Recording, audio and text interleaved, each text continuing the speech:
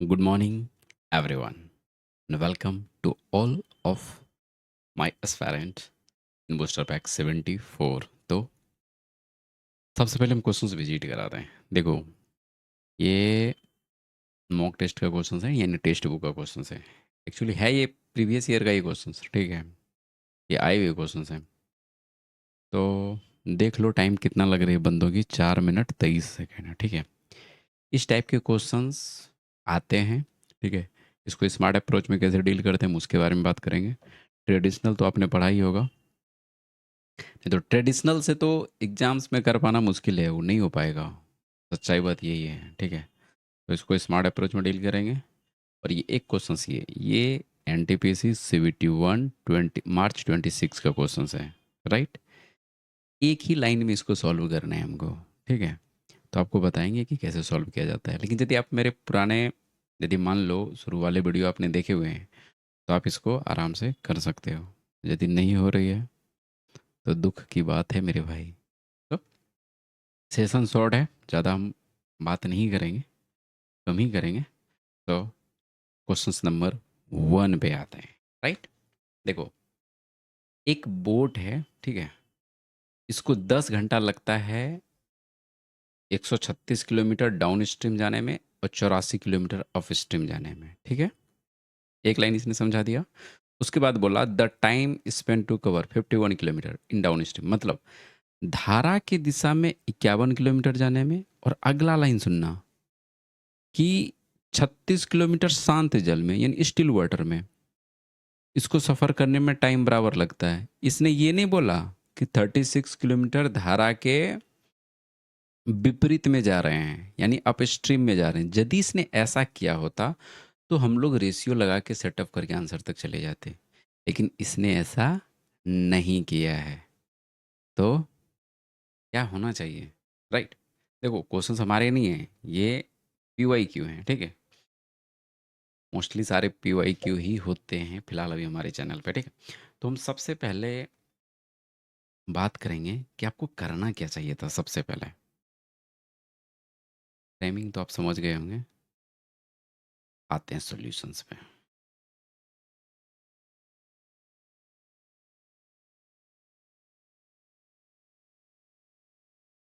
ठीक है। देखो, 10 घंटा लग रहा है 136 किलोमीटर डाउन स्ट्रीम में। D for down stream, U for up stream. उतना मत लिखना वहाँ पे। 136 किलोमीटर जा रहे हैं सर डाउन स्ट्रीम में, और 84 किलोमीटर जा रहे हैं हम अप स्ट्रीम में। टाइम अब बगल में लिख लो कि यहाँ पर मेरा 10 घंटा लग रहा है, ठीक है। अगला लाइन दिया इसने कि 51 किलोमीटर डाउन स्ट्रीम जाने में। ये भी हम लिख लेते हैं, 51 किलोमीटर डाउन स्ट्रीम जाने में जो भी टाइम लगता है 36 किलोमीटर शांत जल में जाने में। चूंकि यहाँ पर 36 तो हम नहीं लिख सकते। क्यों नहीं लिख सकते भाई, ये अप स्ट्रीम है, धारा की विपरीत दिशा वाले को हम लिख रहे थे। तो यहाँ पर 36 नहीं लिख सकते क्योंकि इसने बोला शांत जल में, ठीक। अब देखो, एक बात बताओ मेरे को, इसमें की पॉइंट क्या है। आपने एक चीज देखा, यहाँ पर 136 डेटा दे रखी है, यहाँ पर 51 डेटा दे रखी है, ठीक है। तो पॉइंट में तो आंसर आना नहीं, राइट। तो पॉइंट में जब नहीं आना तो हमको क्या करना, तो हमको कुछ एक ऐसा संख्या चूज करना है जो कि दोनों को डिवाइड कर दे। तब तो फाइनल 10 घंटा कहीं ना कहीं पूरा हुआ होगा, राइट। अब सुनो कैसे करते हैं। 136 है, 151 है, 17 × 51, 17 × 36 है। यदि इसको HCF आपको निकालने बोलते तो आप क्या बोलते कि सर 17 HCF है मेरे पास, ठीक है। तब बोलोगे क्या हम 17 लगा दें, देख लेते हैं। 17 × 36 से यहाँ पर होता है 8 घंटा, यहाँ टाइम लग गया। आप बोलोगे कि 2 घंटा और लगाएंगे तो हम यहाँ पर 42 पुट कर देते। तो एक बात बताओ, यदि धारा की दिशा में चाल मेरा 17 किलोमीटर प्रति घंटा है, तो क्या धारा की दिशा में 42 किलोमीटर प्रति घंटा हो सकता है क्या? कभी नहीं होगा। तो हम 17 नहीं लेंगे, तो हम 17 का मल्टीपल लेंगे। तो अगला बार करते हैं हम 34 ले लेते हैं, ठीक है? 34 जैसे लेंगे तो अब कितना टाइम लगेगा इसको कवर करने में? 4 घंटा? अब 4 घंटा लगेगा।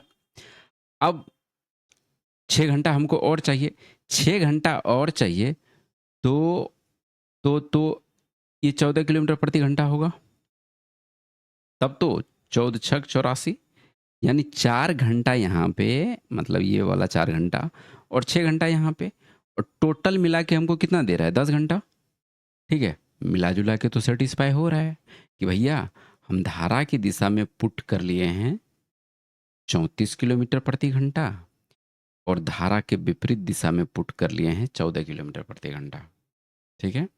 अब सुनना, जब धारा की दिशा में इसने दिया 34 किलोमीटर प्रति घंटा, मैंने लेट किया है, अब वेरीफाई करना है। ऐसा तो नहीं है कि आप आंसर मार दोगे, तो वेरीफाई करना है। तो अब बताओ कि बोट का जो स्पीड होगा क्या होगा? आप ये दोनों को ऐड करते हो, धारा का दिशा और धारा के विपरीत दिशा में जो भी नाव का चाल होगा आप ऐड करते हो और 2 से डिवाइड करते हो। तो 34 और 14 48, 48/2 करेंगे तो 24 किलोमीटर प्रति घंटा। और स्ट्रीम का चाल को कैसे करते हो? माइनस करते हो। 34 माइनस 14 20/2 यानी 10। यानी बोट की चाल मेरा 24 किलोमीटर प्रति घंटा है और इसकी चाल 10 किलोमीटर प्रति घंटा है, ठीक है? कोई दिक्कत नहीं होनी चाहिए, राइट? कोई दिक्कत नहीं होनी चाहिए। अब हम क्या करें? हम्म, ठीक है, 24 किलोमीटर प्रति घंटा और 10 किलोमीटर प्रति घंटा वेरीफाई करेगा क्या? यदि हम निकाल लेते हैं 51 किलोमीटर हमको धारा की दिशा में जाना है, तो 24 और 14, 24 और 10 कितना हो जाएगा? 34, यानी 1.5 घंटा यहाँ पर लग रहा है पहला कंडीशन से में। और शांत जल में चाल मेरा है 24 किलोमीटर प्रति घंटा बोट का, तो 36 किलोमीटर जाने में कितना घंटा लगेगा? 1.5 घंटा। यही तो इसने पूछ रखा था सेकंड लाइन में, मतलब नीचे से सेकंड वाला, सेकंड लास्ट। तो यदि 36 किलोमीटर हमको जाना है शांत जल में और 24 किलोमीटर प्रति घंटा है, तो यहाँ भी 1.5 घंटा लग रहा है।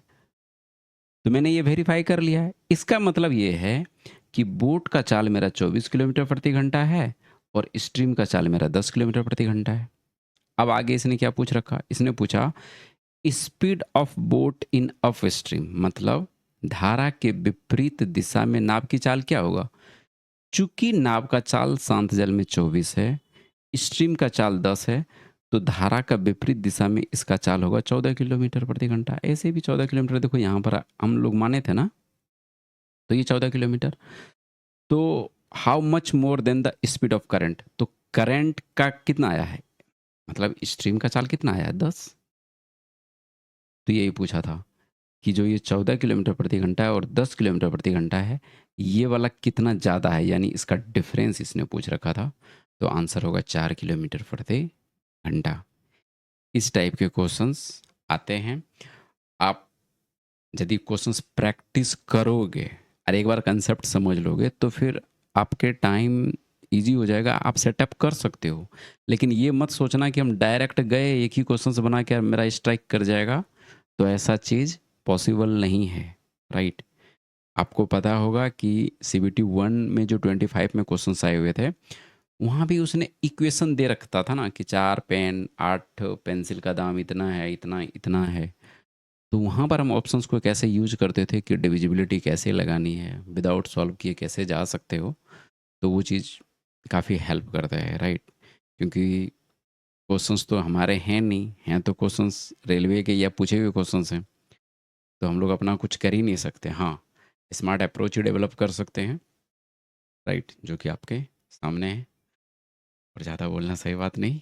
चलिए नेक्स्ट पे चलते हैं। सुनो, इस टाइप के क्वेश्चंस को मैंने फ्रैक्शन से करवाया था लास्ट टाइम में भी, ठीक है? और उसको हम समझाए भी थे। तो अब हम फिर से एक बार बेसिक की बात कर लेते हैं। क्या बेसिक है भैया? देखो, ये MP है, ये CP है। यहाँ पर आप फ्रैक्शन 1 रख लो, F फॉर फ्रैक्शंस, यहाँ पर F2 रख लो, यहाँ पर F3 रख लो, और जब ये फाइनल चीज़ आती है ना सर, तो वो होता है SP बटे CP। सिंपल सा बात है भैया। मार्केट प्राइस पे कोई भी डिस्काउंट दोगे या फिर वजन उजन में जो कम देते हो, तो फाइनल आप एक दुकानदार इसी पर तो मतलब एक दुकानदार का सामान इसी पर तो पहुंचता है कि कुछ ना कुछ उसका CP होगा और कुछ ना कुछ SP होगा। तो सेटअप कैसे करते हैं सर? ध्यान से सिर्फ सुनते रहना, सुनना। आप ध्यान देना ये कि जो ये MP है, ये क्या है? एक तरह से ये कस्टमर के लिए है। MP कस्टमर के लिए होता है और CP जो होता है वो शॉपकीपर के लिए होता है। सेटअप कैसे करेंगे सर? ध्यान दीजिए, सुनिए। एक व्यापारी है, किसी वस्तु को निश्चित मूल्य अंकित करता है, नहीं पता है आपको? तो क्या मुझे नहीं पता, तो MP बटे CP कुछ ना कुछ होगा, ठीक है? बोलता है कि 20% की छूट देता है, 20% की छूट देता है, इसका मतलब क्या कर सकते हो? 4/5 हम लिख सकते हैं, 20% का छूट का मतलब। यानी अब सुनना, मैं क्या बोला था कि नीचे वाली चीज शॉपकीपर दुकानदार की होती है, ऊपर वाला चीज कस्टमर का होता है। तो दुकानदार 5 रुपया का चीज ना, 5 रुपया की चीज 4 रुपया में बेच रहा है। दुकानदार का 5 रुपया लग रहा है, कस्टमर यहाँ 4 रुपया दे रहा है। अगला सुनना अब, इसके अतिरिक्त प्रत्येक 120 वस्तु की खरीद पर 3 वस्तु मुफ्त देता है। मतलब सुनना कि 120 वस्तु यदि एक कस्टमर खरीदता है तो उसको 3 वस्तु मुफ्त में मिलता है। अब लिखेंगे कैसे? कस्टमर को कितना वस्तु का दाम देना पड़ रहा है? 120। लेकिन दुकानदार को कितना वस्तु देना पड़ रहा है? 123। आपके माइंड में ये सवाल नहीं आया कि सर यहाँ पर तो हम लोग प्राइज में चल रहे थे, तो यहाँ पर वस्तु में कैसे चल गए? तो मेरे भाई साहब, काश आप पीछे गए होते, ठीक ना, पीछे वाले वीडियो यदि कवर किए होते शुरू से, तो मैंने वहाँ एक चीज़ बताया था कि प्राइज जो है ना, वस्तु के क्वांटिटी का समानुपाती होता है। और चूंकि हम रेशियो पर काम कर रहे हैं तो हमको तो कोई मतलब ही नहीं है ना सर। क्वांटिटी भले है ये, लेकिन इसको हम प्राइस में भी काउंट कर सकते हैं क्योंकि वो डायरेक्टली प्रोपोर्शनल है। और हम यहाँ पर रेशियो से आंसर लाएंगे। तो यानी हम ये कह सकते हैं कि दुकानदार को 123 वस्तु देना पड़ रहा है, ये नीचे वाला दुकानदार को 123 वस्तु देना पड़ रहा है, लेकिन कस्टमर को 120 का ही पेमेंट करना पड़ रहा है क्योंकि उसको 3 वस्तु मुफ्त में फ्री में मिल जा रहा है। ऐसे ही फ्रैक्शंस को सेटअप करते हैं, राइट? उसके बाद बोलते हैं कि टोटल लाभ 28% होता है। इसका मतलब ये तो है ना सर कि 128 बटे 100। दुकानदार के लिए फाइनल तो यही यही तो आया था ना कि 100 रुपया का चीज 128 रुपया बन जा रहा है मेरा। क्यों? 28% प्रॉफिट हो रहा है। ठीक है, कटा दो यार, क्या दिक्कत है? हम्म हम्म, चलो यहाँ से कटाते हैं। 5 से कटाए 20 बार में, ठीक है। और 4 से यदि हम कटा देते हैं यहाँ पर तो 4 पंचे 20, और 4 से यहाँ पे यदि कटाते हैं तो यहाँ पर हो जाएगा 32। इस 4 से यहाँ पे यदि इसको हम कटाते हैं तो ये हो जाता है 8।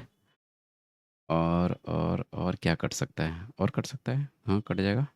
ये जो 8 है, 8 से 15 बार में इसको कटा दो, 15 अठी बिसा से, और MP बटे CP।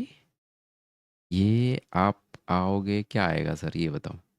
ये ऊपर चला जाएगा 123, और 15 पचे 75। ये देखो 123 यहाँ पर दिख रहा है, और 15 पचे 75 यहाँ पे दिख रहा है। और कटेगा, 3 से कट जाएगा 41, और ये 25। यानी 25 की कोई चीज़ 41 में जा रही है। मतलब 25 रुपया का चीज़ मार्केट प्राइस 41 पे जा रहा है, तो क्या कह सकते हो? 16 का डिफरेंस है। चूंकि 16 का डिफरेंस है, लेकिन ये कितना यूनिट पर डिफरेंस है? 25 यूनिट पे। परसेंटेज कैसे निकालते हैं? 100 यूनिट पे। तो 16 चूंकि 64%, ऐसे आप निकाल सकते हो, कोई दिक्कत नहीं है। क्या है ये? 16 हो रहा है, 16 गुना 100, बटे 25। आप काटेंगे तो 64% ही आंसर आएगा। ओवरलैप क्यों किया सर? ओवरलैप इसलिए हम कर देते हैं ताकि डेटा हमको दिखनी चाहिए। जब हम एग्ज़ाम के रफ शीट में कर रहे होते हैं ना सर, तो कोई डेटा या तो छूट जाती है या फिर डबल काउंटिंग हो जाती है। तो ऐसा नहीं हो, तो इसके लिए हम क्या करते हैं कि ओवरलैप कर देते हैं डेटा को, तो वो चीज़ें ईज़ी हो जाती है, राइट? तो इसका 64 आंसर है। शायद आपको समझ आ ही गई होगी।